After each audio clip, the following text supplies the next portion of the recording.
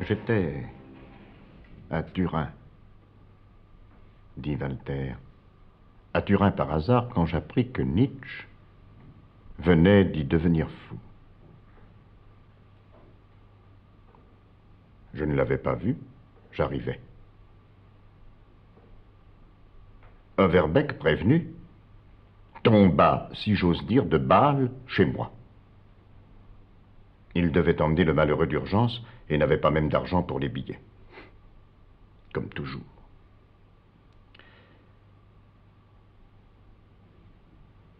Vous connaissez le visage de Nietzsche. Mais les photographies ne transmettent pas son regard. Il était d'une douceur féminine, malgré ses moustaches de croque-mitaine.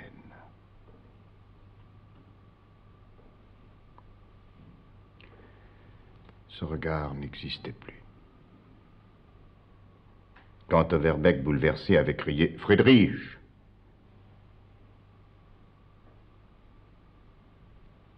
le malheureux l'avait embrassé.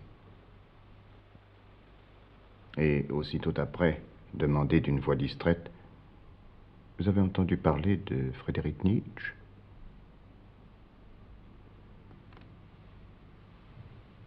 Overbeck le désignait maladroitement.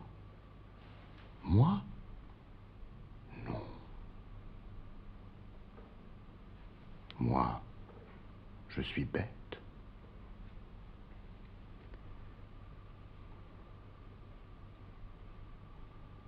Nous l'avons emmené.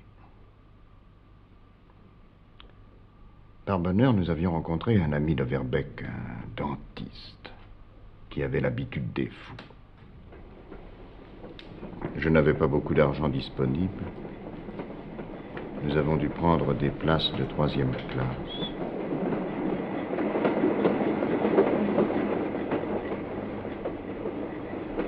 Le voyage était long de Turin à Bâle.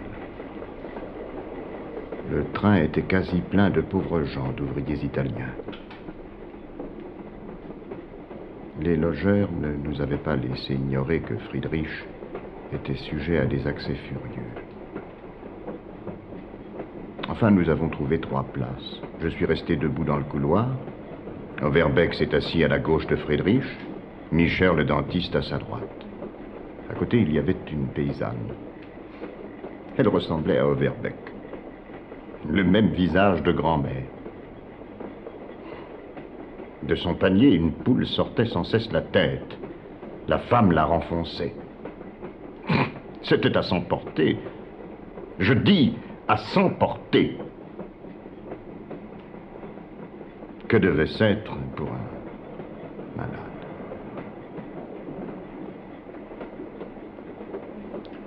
J'attendais quelque incident déplorable. Le train s'engagea dans le tunnel du Saint-Gothard, qui venait d'être achevé. Son parcours durait alors 35 minutes. 35 minutes. Et les wagons de 3e classe étaient sans lumière. Malgré le bruit de ferraille du train, j'entendais les coups de bec de la poule sur l'osier, et j'attendais. Que faire devant une crise survenue dans cette obscurité?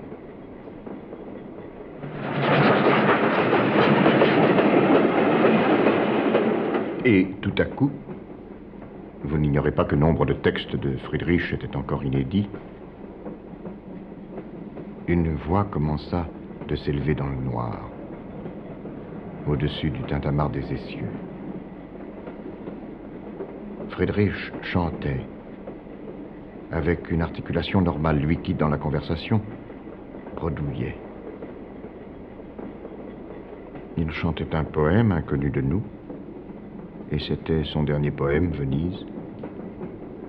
Je n'aime guère la musique de Friedrich, elle est médiocre. Mais ce chant était, eh bien mon Dieu, sublime.